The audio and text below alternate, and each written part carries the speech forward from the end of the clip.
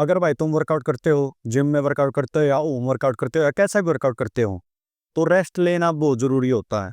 लेकिन कन्फ्यूज़न रहता है कि रेस्ट कितना लेना चाहिए, 1 मिनट का लेना चाहिए, 2 मिनट का लेना चाहिए या 3 मिनट का लेना चाहिए या 5 मिनट का लेना चाहिए। तो ये कन्फ्यूज़न बना रहता है और रेस्ट की वजह से बहुत से लोग ग्रोथ नहीं कर पाते, मसल ग्रोथ नहीं हो पाती अच्छी तरह से। तो चांस से क्यों लेना भाई, अच्छी तरह से रेस्ट लेना है। तो कितना रेस्ट लेना है, मैं स्टेप बाय स्टेप बताता हूँ भाई। अगर तुम बिगिनर हो, तुम्हें जाते हुए 1-2 महीना हुआ है, तो तुम्हें इतनी ज़्यादा रेस्ट लेने की ज़रूरत नहीं है भाई, क्योंकि तुम्हारी इतनी ज़्यादा मसल बनी नहीं हुई है, ना इतना लोड आता तुम्हारी मसल पे। तो तुम्हें 1 से 2 मिनट के बीच में जितना रेस्ट लेना है उतना लो भाई। जिस टाइम तुम्हें ये ऐसे लगता कि मेरी साँस वापस आ गई है, अभी मैं बढ़िया सेट लगा सकता हूँ, तो इतना रेस्ट दो कम से कम। 1 मिनट कम से कम देना भाई। लोग क्या करते हैं, जाते ही 1 सेट लगाया, फिर दूसरा, फिर तीसरा। मतलब 1 मिनट भी अगर तुम काउंट करोगे ना, स्टॉप वॉच चलाओगे, तो 1 मिनट भी देरी में होती है, बहुत देर में होती है। लेकिन करते क्या है, 1 सेट लगाया, इधर-उधर घूमे, 1 चक्कर लगाया, 20 सेकंड, 30 सेकंड में फिर दोबारा सेट दूसरा सेट लगाना स्टार्ट कर देते हैं। उससे भाई दिक्कत होती है, तुम्हारी मसल पूरी तरह से रिकवर नहीं होती और फिर तुम 5वां छठा रैप लगाने लगते हो, तब फिर साँस फूल जाती है, फिर टेढ़े-मेढ़े, मतलब अच्छी तरह से पूरी एनर्जी नहीं लगा पाते। तो इस चीज़ को अवॉइड करना है। अगर तुम एडवांस हो, तुम्हें हो गया है 6 से 7 महीने हो गए हैं या 1 साल हो गया है, तो तुम्हें भाई 3 मिनट का रेस्ट लेना ही लेना है, 2.5 से 3 मिनट का। ये क्यों बोल रहा हूँ भाई?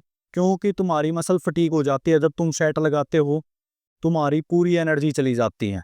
लास्ट के रैप तक तुम खींच के ले जाते हो रैप को, तो तुम्हारी एनर्जी पूरी डाउन हो जाती है और वहीं पे हम गलती करते हैं, साथ में ही दूसरा सेट लगाना स्टार्ट कर देते हैं, तो हम उसमें पूरी 100% नहीं दे पाते। अगर तुम 100% नहीं दे पा रहे हो सेट में, तो मसल टारगेट नहीं होगी भाई, क्योंकि तुम मोमेंटम का यूज़ करोगे, हिलोगे डुलोगे या किसी से सपोर्ट लोगे, तो उससे तुम्हारी मसल टारगेट अच्छी तरह से नहीं होगी भाई। हम करने क्या जाते हैं जिम में, मसल टारगेट करने जाते हैं, मसल को तोड़ने जाते हैं और वहीं पे अगर हम टेढ़ी-मेढ़ी करेंगे तो अच्छी तरह से ट्रेनिंग नहीं होगी भाई। तो ये कहीं न कहीं हम लैग करेंगे ट्रेनिंग को। तो रेस्ट प्रॉपर लेना, 3 मिनट का 3 मिनट से तो लग ही जाती है भाई। अगर तुम्हें पहले ही ऐसा फ़ील होता है, हाँ भाई मेरी बढ़िया वो हो गई है, पूरी रिकवरी हो गई है, अब मैं अच्छा सेट लगा सकता हूँ और मैं पूरा 100% दे पाऊँगा अपने सेट में, जितने रैप निकालने हैं उतने निकाल पाऊँगा। 6 या 7 रैप निकालने के बाद फ़ोर्स नहीं करूँगा, मोमेंटम का यूज़ नहीं करूँगा। तो भाई तुम लगा सकते हो, पहले भी 2 मिनट पे भी लगा सकते हो या 2.5 मिनट पे भी लगा सकते हो। लेकिन नॉर्मली जितना मैंने देखा है, इतना टाइम तो लगता भाई, 2-3 मिनट तो लग ही जाती हैं, ब्रेथ वापस आने में और बढ़िया 100% दे पाओगे उतनी।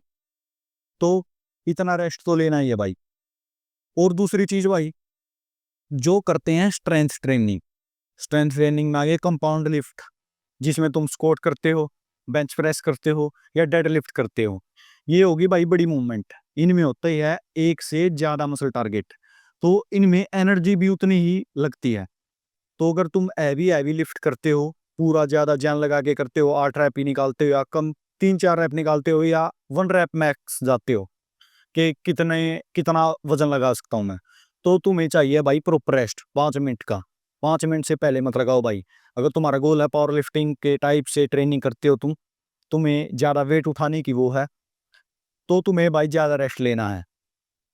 क्योंकि तुम्हारी प्रॉपर तुम सेट पे जब ही जा पाओगे जब तुम्हारी proper nerve system, neuro system होता है तुम्हारे अंदर, वो पूरी तरह से रेस्ट होगा उसका, तभी हम अगला सेट के लिए प्रिपेयर हो पाएँगे। तो अगर तुम हैवी लिफ्ट करते हो प्रॉपर, तो तुम्हें भाई 5 मिनट का रेस्ट लेना है। स्क्वाट में मैं तो भाई 5 मिनट का रेस्ट कम से कम लेता हूँ। दूसरी डेड लिफ्ट लगा रहे हो, डेड लिफ्ट में भी इतना ही लेना है। तो इसके लिए रेस्ट बहुत ज़रूरी है। ये बहुत लैग करते हैं, अगर तुम्हें पता नहीं चलता है कि कितना रेस्ट लिया है, 1-2 दिन ट्राई करो, स्टॉप वॉच लगाओ। जब भी सेट कंप्लीट होता है, तभी स्टॉप वॉच स्टार्ट कर दो। स्टॉप वॉच स्टार्ट की, देखा कितनी देर रेस्ट कर रहा हूँ मैं। अगर तुम्हें आज तक तुम्हें पता ही नहीं था कितना रेस्ट कर रहा हूँ, तो 1-2 दिन चला के देखो भाई कि कितना रेस्ट कर रहे हो तुम। मैं श्योरली बता सकता हूँ तुम 1 मिनट से कम रेस्ट ले रहे हो भाई। तो इतने कम रेस्ट में बात नहीं बनेगी, तो तुम्हें रेस्ट बढ़ाना है, तो स्टॉप वॉच चलाओ। मैं अपने तो हर एक सेट के बीच में 1 सेट लगाया, स्टॉप वॉच स्टार्ट की, इधर-उधर घूमे, जब हो गई मेरी 3 मिनट, तभी दूसरा सेट लगाना स्टार्ट किया। तो ऐसे-ऐसे करना है। और इससे तुम्हें हेल्प होगी भाई, तुम हम पूरे 100% दे पाओगे और पूरी तरह से मसल को तोड़ पाओगे। तुमने देखा होगा लोग क्या करते हैं, पूरी तरह वो मसल को तोड़ नहीं पाते हैं, इसलिए फिर वो ज़्यादा एक्सरसाइज करते हैं। एक है, जैसे तुम चेस्ट को ट्रेन कर रहे हो, चेस्ट की 5-5 6-6 एक्सरसाइज करते हैं, क्योंकि वो 100% दे नहीं पा रहे हैं भाई। मैं केवल 3 एक्सरसाइज करता हूँ चेस्ट की, और उस 3 एक्सरसाइज करने के बाद मेरे में जान ही नहीं बचती भाई, जानबूझ के नहीं करता कि मैं जानबूझ के करता ही नहीं हूँ। मेरे में जान ही नहीं बचती, मेरी मसल में इतना फ़ोर्स ही नहीं बचता कि मैं और सेट कर पाऊँ और एक्सरसाइज कर पाऊँ। तो मसल को इतना तोड़ना है कि भाई तुम्हें एनर्जी ना बचे तुम में। तो इसके लिए तुम्हें बीच में रेस्ट लेना पड़ेगा, तभी तुम पूरी मसल की फटीग कर पाओगे, मसल को तोड़ पाओगे। तो रेस्ट लेना बहुत ज़रूरी है। अगर फिर भी कोई कन्फ्यूज़न रह जाता है तो कमेंट करो भाई। और यही थी भाई आज की वीडियो। वीडियो अच्छी लगे तो चैनल को सब्सक्राइब करो, वीडियो अच्छी ना लगे तो वीडियो को डिसलाइक करो। मिलते हैं अगली वीडियो में।